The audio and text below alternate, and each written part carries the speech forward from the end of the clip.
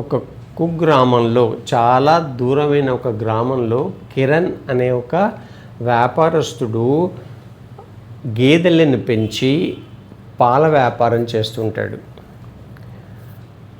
ఆయన బండి మీద పాలు తీసుకెళ్ళి పక్కనున్న సిటీస్లో పాలు అమ్ముకొని బాగా డబ్బు సంపాదిస్తుంటాడు.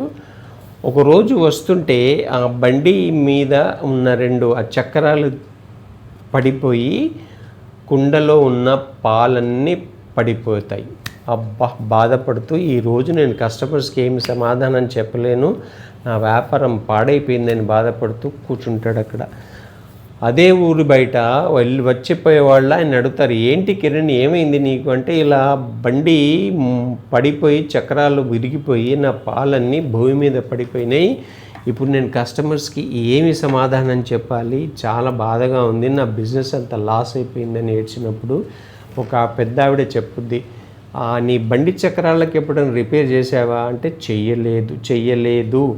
చెయ్యలేదు అని చెప్తాడు. అప్పుడు ఇంకో అతను వచ్చేసి అయిపోయింది సరే ఒక్క రోజుకి అందరికీ చెప్పి మళ్ళీ రేపటి నుంచి ఫ్రెష్గా వెళ్ళి పాలు ఇవ్వు అని చెప్పేసరికి బాధపడుతూ మళ్ళీ కొత్త కుండలు తీసుకొని వ్యాపారం స్టార్ట్ చేస్తాడు. ఆ వ్యాపారం చేస్తున్నప్పుడు ఈ లాస్ని రికవరీ చేయడానికి ఆయన పాలల్లో కొంత నీళ్లు కలపటం మొదలు పెడతాడు.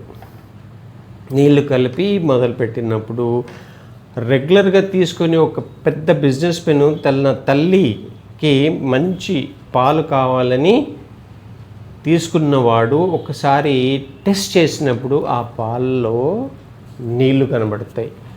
అప్పుడు ఆ బిజినెస్ మెన్ ఆయన్ని పిలిచి హెచ్చరించి, నువ్వు ఇచ్చిన పాల వల్ల నా అమ్మకి ఆరోగ్యం ఇంకా చెడిపోయింది, నువ్వు పాలల్లో నీళ్లు కల్పించావు కాబట్టి నేను నీ దగ్గర పాలు తీసుకోవటం మానేస్తాననగానే ఆ చిన్న ఊర్లో ఆ మెసేజ్ అంతా పాకిపోయి ఆయన బిజినెస్ అంతా పాడైపోద్ది.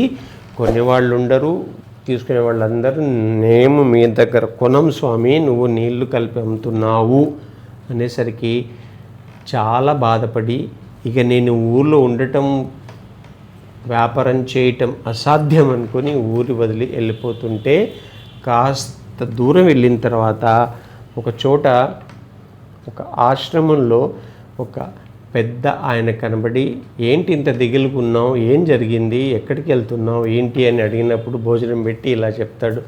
అప్పుడు ఆయన అంటాడు, నేను కూడా నీలాగే కొంత బిజినెస్ చేసి లాస్ అయిపోయి నేను మళ్ళీ ఎదిగాను, ప్రాబ్లమ్స్ చూసి ఏం భయపడకూడదు, వెళ్ళు అంటారు. అప్పుడు ఆయన వెనక్కి తిరిగి వచ్చేసి మళ్ళీ అందరితో క్షమాపణ చెప్పి నేను తప్పనిసరిగా మంచి పాలు ఇస్తానని చెప్పి పాల బిజినెస్ ఇచ్చి కొన్ని రోజులు ప్రయత్నం చేసినాక అందరు నమ్మి మళ్ళీ ఆయన దగ్గర పాలు కొంటాడు, పెద్ద బిజినెస్ మెన్ అవుతాడు అదే ఊర్లో. దీని ద్వారా నేర్చుకోవాల్సిన 2 మంచి సాఫ్ట్ స్కిల్స్ ఏంటంటే, ఫస్ట్ది ప్రాబ్లమ్స్ని చూసి, ఛాలెంజెస్ని చూసి మనం పారిపోకూడదు. ఎంత దూరం పారిపోతే అన్ని ప్రాబ్లమ్స్ ఎక్కువ అవుతాయి. పోరాటాన్ని నేర్చుకోవాలి కానీ ఫీల్డ్ను వదిలి పారిపోకూడదు. ఈ 2 సాఫ్ట్ స్కిల్స్ ఈ స్టోరీ ద్వారా మనకి తెలుస్తాయి. Thank you.